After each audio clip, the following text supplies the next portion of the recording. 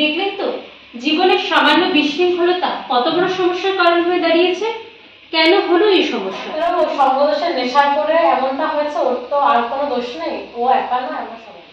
ছেলে যখন নেশা করেছে তখন একই ইঞ্জেকশনের ছুঁচ ব্যবহার করার ফলে সে আক্রান্ত হয়েছে।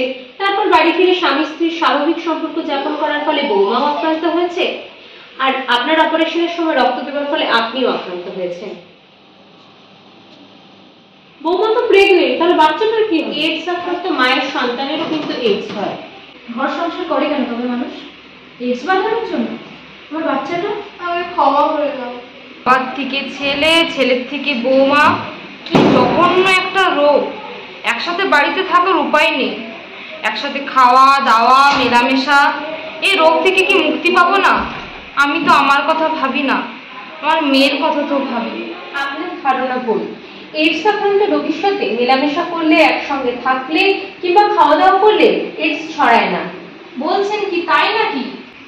এইডস আক্রান্ত রোগীকে স্পর্শ করলে, একই বাতাসে নিঃশ্বাস নিলে কিংবা আলিঙ্গন করলে, একই পাত্রে খাবার খেলে কিংবা জামা কাপড় ব্যবহার করলে বা একই ওয়াশরুম ইউজ করলে এইডস ছড়ায় না। তাহলে আমার সন্তানের কি হবে? আমার সন্তানটা কি তাহলে? না, এইডস মানে মৃত্যু নয়। এইডস আক্রান্ত মা যদি সময় মতো চিকিৎসা করান তাহলে সুস্থ সবল সন্তানের জন্ম দিতেই পারেন। আর এইডস আক্রান্ত মানুষ যদি সময় মতো নিয়ম কানুন মেনে সব ধরনের চিকিৎসা করে যান তাহলে তিনিও সুস্থ সবল জীবনযাপন করতে পারেন।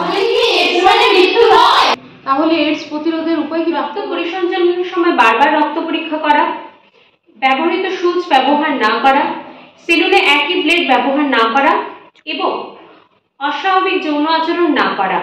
এবং যদি এইডস হয় তাহলে অবশ্যই সময় মতো ডাক্তারের পরামর্শ নেওয়া।